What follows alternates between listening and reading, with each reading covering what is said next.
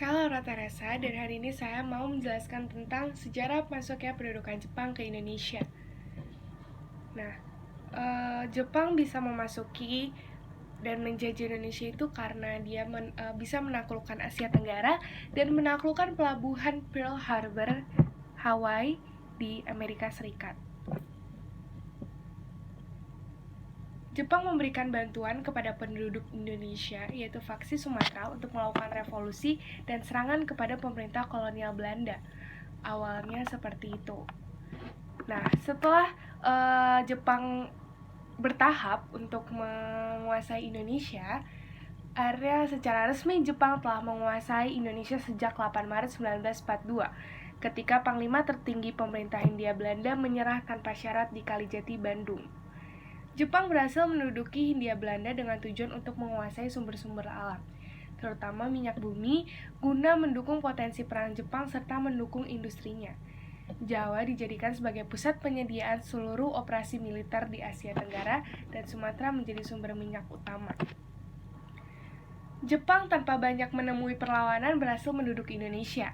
Bahkan bangsa Indonesia menyambut kedatangan bala tentara Jepang dengan perasaan senang dan gembira karena berpikir Jepang telah membebaskan bangsa Indonesia dari belenggu penjajahan kolonial Belanda.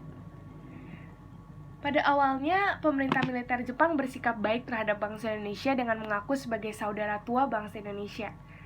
Tetapi akhirnya sikap baik itu berubah setelah sekian waktu Jepang menduduki Indonesia.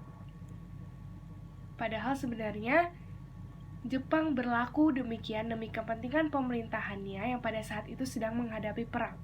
Apalagi setelah Jepang mengetahui harapan yang besar dari Indonesia untuk mencapai kemerdekaan, mereka mulai menciptakan propaganda-propaganda untuk menaruh kepercayaan pada hati bangsa Indonesia. Jepang pun terlihat seolah-olah memihak pada kepentingan bangsa Indonesia. Nah, untuk memengaruhi masyarakat Indonesia, Jepang melakukan beberapa hal berikut, seperti bendera merah putih diizinkan berkibar, lagu Indonesia Raya diizinkan untuk dinyanyikan, bangsa Indonesia diizinkan digunakan sebagai bahasa pengantar, dan mendirikan berbagai organisasi seperti ada Angkatan Darat, Angkatan Laut, Angkatan Darat Kaigun, dan Angkatan Laut Rikugun. Nah, lalu Jepang juga membuat gerakan 3A, yaitu Jepang Pelindung Asia, Jepang Pemimpin Asia, dan Jepang Cahaya Asia. Pada awal gerakan 3A dikenalkan kepada masyarakat Indonesia, terlihat bahwa pemerintah Jepang menjanjikan kemerdekaan bagi Indonesia. Tetapi gerakan 3A hanya sementara. Penyebabnya adalah kurangnya simpati masyarakat Indonesia terhadap gerakan itu.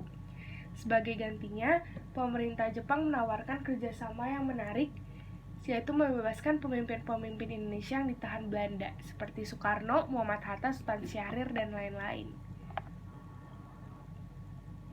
Jepang semakin jelas menjajah Indonesia setelah sumber-sumber ekonomi dikontrol secara ketat oleh pasukan Jepang. Pengontrolan ini dilakukan untuk kepentingan perang dan kemajuan industri Jepang. Cara-cara yang mereka lakukan adalah mengadakan romusa, para petani diawasi secara ketat, dan hasil-hasil pertanian harus diserahkan kepada pemerintah bala tentara Jepang, dan hewan peliharaan penduduk dirampas secara paksa untuk dipotong guna memenuhi kebutuhan konsumsi perang. Selain itu, Jepang memberlakukan sistem kerja paksa atau romusa untuk membangun jalan, jembatan, dan lapangan udara. Mereka tidak hanya dipekerjakan di dalam negeri, tetapi juga dikirim ke Malaysia, Vietnam, Myanmar, dan Thailand. Mereka bekerja tanpa upah dan tanpa makanan yang cukup. Meskipun Jepang hanya berkuasa selama 3,5 tahun di Indonesia, namun penderitaan yang dirasakan penduduk Indonesia seperti dijajah ratusan tahun. Akhirnya setelah 3,5 tahun Jepang menduduki Indonesia, Amerika bertindak. Amerika Serikat membalas serangan Jepang dengan menjatuhkan bom atom di kota Hiroshima, Jepang pada 6 Agustus 1945. Berikutnya, pada 9 Agustus 1945, Amerika Serikat melakukan pengeboman lanjutan di kota Nagasaki, Jepang.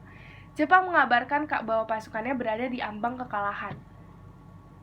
Jepang kemudian berjanji akan segera menghadiahkan kemerdekaan kepada Indonesia.